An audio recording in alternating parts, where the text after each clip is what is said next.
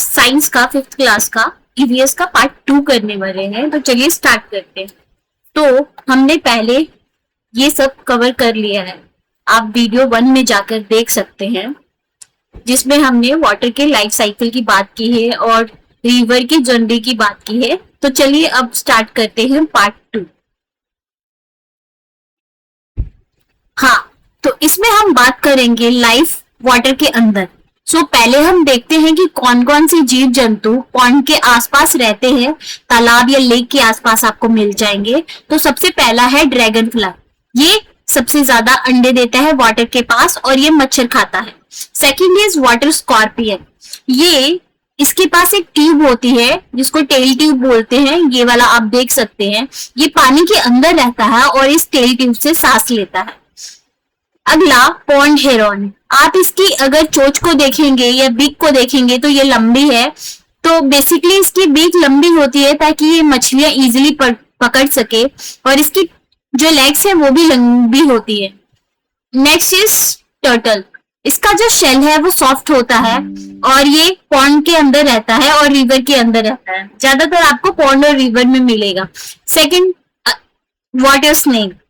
ये बिल्कुल हार्मलेस होता है। कई लोग वाटर स्नेक से डरते हैं, बट ये हार्मलेस होता है और ये फिश और फ्रॉग को खाता है। Next is ridge. जैसे कि आप देख सकते हैं कि ये ग्रास जैसा दिखता है, ग्रास नहीं है बट ग्रास जैसा दिखता है, और ये इसको एज प्लांट भी बोलते हैं क्योंकि ये जो पॉन्ड है ना उसके एज पे ग्रो करता है। That's why it is called edge edge plant. Okay, next is lotus और वाटर लिली। तो जो इसका रूट है वो वाटर के अंदर होता है, बट जो फ्लावर है वाटर के बाहर मिलेगा आपको। अब next is water hyacinth, free floating. Basically ये ऊपर को फ्लोट करता है और इसकी ग्रोथ बहुत तेजी से होती है। कई बार ऐसा होता है कि इसकी ग्रोथ से वाटर का जो ऊपर वाला सरफेस है वो पूरा कवर हो जाता है, जिसकी वजह से कई बार क्या होता है कि ऑक्सीजन ब्लॉक हो जाता है। जो भी अंदर फिश हैं या दूसरे जानवर है वो सांस नहीं ले पाते और उनकी डेथ हो जाती है। तो इसलिए ये इसको एक वीड कहते हैं जो बहुत तेजी से बढ़ता है। तो जब भी ये दिखे आपको तो समझ लो कि मतलब इसको निकालना ही बेटर रहेगा क्योंकि ये ऑक्सीजन को ब्लॉक कर देता है। अब नेक्स्ट चलते हैं। अब ये कुछ फिश, अब और भी कुछ ये जानवर हैं जो पॉन्ड के आसपास ही रहते हैं और उनके अंदर रहते हैं। जैसे कि फिश, इसका माउथ जो है ना राउंड होता है और अपवर्ड फोर्सिंग होता है, मतलब ऊपर की ओर को होता है, और इसके पास फिन्स होती हैं। ये चीज आप देख रहे हो, इसको फिन्स बोलते हैं। ये स्विम करने में मदद करता है। उसके बाद है पॉन्ड हेरॉन, सेम चीज है वही, इसकी बीक लंबी होती है और इसके थिन लेग्स होती है। फिर डक। अब डक की बीक लंबी नहीं होती है, इंस्टेड वो चौड़ी होती है, ब्रॉड होती है, और उसके जो पैर हैं जैसे आप इसमें देख सकते हैं कि वो वेब्ड है। मतलब ये जो शेप बन रहा है ना इसको कहते हैं वेब्ड फूट। अब जो फ्रॉग है उसके भी अगर आप फीट देखें तो वो भी सेम वैसे ही है जैसे बतख के हैं। तो इसीलिए जो फ्रॉग है उसके भी क्या है, वेब्ड फूट। और इसका माउथ जो है वाइड होता है, जैसे इसमें आप फोटो में देख सकते हैं। चलिए अब आगे चलते हैं। अब ये एक एक्टिविटी दी हुई है, आपको बोला गया है कि एक पेपर लो और आप उसके ऊपर पानी की कुछ बूंदे डालो। तो अब जब आप उसके ऊपर कुछ पानी की बूंदे डालोगे तो पेपर गीला हो जाएगा, बट अब उसको ये जो कैरियन है इससे आप कलर कर दो या फिर कोई ऑयल पेस्टर से कलर कर दो। और जब आप इस बार पानी की बूंदे डालोगे तो वो कुछ पानी की बूंदे इस तरह दिखेंगी और पेज गीला नहीं होगा। तो कारण क्या है, ये कैरियन में वैक्स होता है, तो ये इसने पेपर के ऊपर एक वैक्सी कोटिंग क्रिएट कर दी जिसकी वजह से पानी अंदर नहीं जा पा रहा। तो सेम इसी तरह पत्तों के ऊपर वैक्सी कोटिंग होती है। ठीक है, पत्तों के ऊपर क्या होती है, वैक्सीन कोटिंग, जो उनको वाटर प्रूफ बनाती है। इसका मतलब ये है कि पानी अंदर नहीं जा पाएगा, जैसे कि आप देख सकते हैं इसमें। तो याद रखना कि जो अपने प्लांट्स होते हैं उनके लीव्स के ऊपर वैक्सी कोटिंग होती है, दैट्स व्हाई पानी जो है अंदर नहीं जा पाता, अगर कोई सवाल पूछता है तो। अब आगे चलते हैं। ये एक एक्टिविटी थी। तो कौन सा प्लांट है जो फ्लोट करता है, तो लिली, इसको लोकल लैंग्वेज में क्या कहते हैं, कमल। और कौन सा प्लांट है जो वाटर के अंदर मिलता है? तो ये हाइड्रिला, ये इसको जल घास भी बोलते हैं। और कौन सा प्लांट है जिसकी रूट क्या होती है? मड में होती है और लीव्स क्या होते हैं? ऊपर होते हैं। ये इसको बोलते हैं टाइफा लोकल लैंग्वेज में। सो ये दोनों एक एक्टिविटीज थी जो मैंने यहाँ पे करा दी हैं। अब आगे चलते हैं। अब देखते हैं कि जो पानी में जानवर रहते हैं और जो लैंड पे जानवर रहते हैं उनमें क्या अंतर होता है। तो सबसे पहला हम पानी वाले जानवर को देखते हैं। तो हमने पहले देखा कि फिश के पास फिन्स होती हैं। ये चीज आप देख रहे हैं, ये वाली ऊपर, इसको हम फिन्स बोलते हैं, जो तैरने में मदद करती है। ठीक है। दूसरा है गिल्स। फिश की ये वाली चीज, इसको ध्यान से देखना, ये वाली चीज या फिर ये वाली चीज सांस लेने में मदद करती है। तो गिल्स का क्या काम होता है? पानी में सांस लेने में मदद करना। ठीक है। तीसरी है स्ट्रीमलाइन बॉडी। स्ट्रीमलाइन बॉडी का मतलब ये है कि इनकी बॉडी का जो शेप है ना, आगे से जाके नुकीली हो जा रही है, इस शेप को ही स्ट्रीमलाइन बोलते हैं। ताकि ये शेप इसलिए होता है ताकि पानी में ये आसानी से तैर सके। और अगला है कि इन्हें पानी में सरवाइव करने के लिए वाटर चाहिए होता है। ठीक है। अब हम एनिमल्स ऑन लैंड देखते हैं। तो एनिमल्स ऑन लैंड के पास क्या होता है? ये वाटर में तो सांस नहीं ले सकते, इनके पास लेग्स होती है जो इनको वॉक और रन करने में मदद करती है। और इनकी स्किन होती है, देख रहे हो, स्किन के ऊपर फर होते हैं जो इन्हें गर्माहट देने में मदद करते हैं। और इनके पास लंग्स होती है। तो ये दोनों में अंतर है, याद कर लेना क्योंकि ये एग्जाम में पूछा जाता है। अब है फूड चेन क्या है। हाँ, तो चलिए हम फूड चेन को समझते हैं। ये एक सीक्वेंस बनता है ऑर्गेनिज्म का, जिसमें एक ऑर्गेनिज्म दूसरे को खाता है।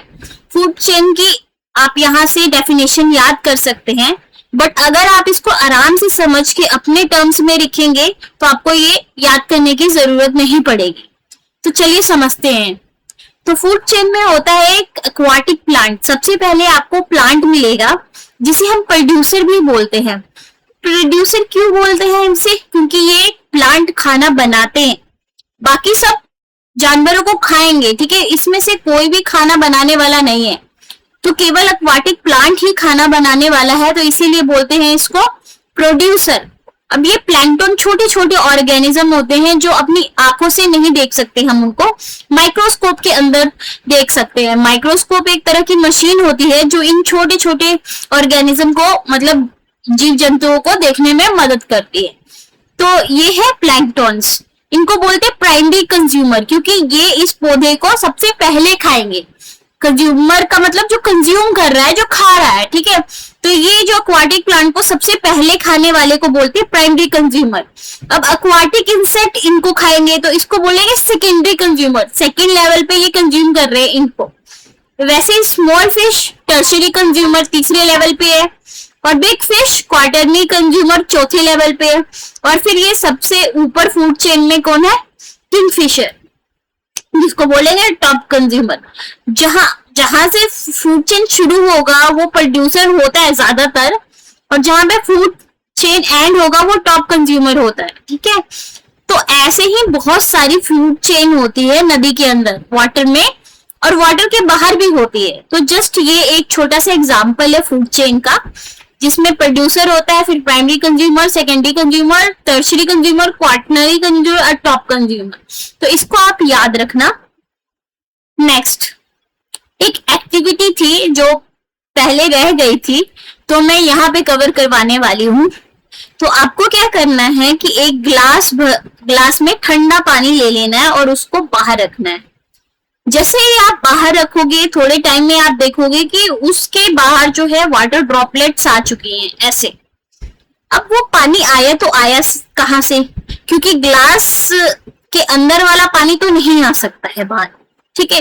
तो इसका मतलब ये है जो हमारे सराउंडिंग्स, मतलब जो वातावरण है उसमें एयर था। एयर में क्या था? वाटर था, बट किस फॉर्म में? हमने वाटर्स की फॉर्म पढ़ी थी ना। तो वाटर था गैस के फॉर्म में, या कह सकते हो वेपर के फॉर्म में। अब जब आपने ठंडा ग्लास रखा तो वो जो गैस के फॉर्म में वाटर था, जैसे ही ये ग्लास के कांटेक्ट में आया वो ड्रॉपलेट के रूप में बदल गया। बेसिकली उसमें क्या था? हीट एनर्जी थी। जो ड्रॉपलेट था या वेपर था, उसमें जो सन की वजह से जो हीट मिलती है ना वाटर लिक्विड स्टेट को, तो वो गैस में बदल जाता है।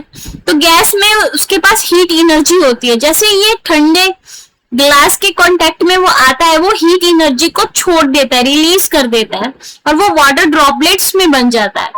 आपको हीट एनर्जी अभी नहीं समझ आ रहा होगा, पर कोई बात नहीं, बड़ी क्लास में आप इसे अच्छे से समझेंगे। तो अभी आप ये समझ लीजिए कि जो इसके ऊपर पानी आया है वो वाटर है, जो इन्वायरमेंट में प्रेजेंट था वेपर के रूप में। ठीक है, जैसे ही वो ठंडे ग्लास के कांटेक्ट में आता है वो लिक्विड में बदल जाता है, जिसको ड्रॉपलेट्स का फॉर्म ले लेता है। ओके, ठीक है। बाकी अगर आप इस एक्टिविटी को पेपर में लिखना हो तो यहाँ पे ये सारी डेफिनेशन दी हुई है, आप यहाँ से पढ़ के अच्छे से समझ के लिख सकते हैं। बाकी आप कोशिश करें कि आप उसको अपने लैंग्वेज में लिखें, ताकि आपको कुछ भी रट्टा ना मारना पड़े। चलो अब आगे चलते हैं। सो ये चैप्टर खत्म हो चुका है। हम एक बार रिकैप कर लेते हैं कि हमने क्या क्या पढ़ा। तो सबसे पहले हमने पढ़ा था कि 97% जो अर्थ पे पानी है वो नमकीन है, केवल 3% ही फ्रेश वाटर है। दूसरा है वाटर साइकिल के बारे में पढ़ा, जिसमें पहले इवेपोरेशन होता है, फिर कंडेंसेशन एंड प्रेसिपिटेशन।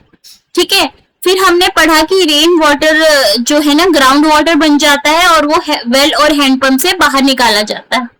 नेक्स्ट है रिवर कहाँ से शुरू होता है, माउंटेन से, और लेक से होते हुए, वैली से होते हुए समुद्र में जाके मिल जाता है। अब बहुत सारे प्लांट और एनिमल जो है ना फ्रेश वाटर में रहते हैं। ठीक है, जैसे हमने ऊपर पढ़ा। ठीक है, जो ग्रीन है और ओपन लैंड है वो बारिश के पानी को अंदर जाने में मदद करता है, जिससे ग्राउंड वाटर क्या हो जाता है, रिचार्ज। ये कुछ क्वेश्चंस हैं जो आपने खुद करने हैं। नेक्स्ट वीडियो में इन क्वेश्चन के आंसर मैं आपको प्रोवाइड करूंगी, बट एक बार आप इसको खुद ट्राई करें, खुद की लैंग्वेज में खुद बना के आप इसे ट्राई करें। कोई भी रट्टा मारने की जरूरत नहीं है आपको। जो टीचर लिखवा रहे जरूरी नहीं है कि आप वैसा लिखो। आपने चैप्टर पढ़ा है, आप उसे अपनी लैंग्वेज में लिख सकते हो। ठीक है, तो यहाँ पे ये चैप्टर खत्म होता है। So thank you.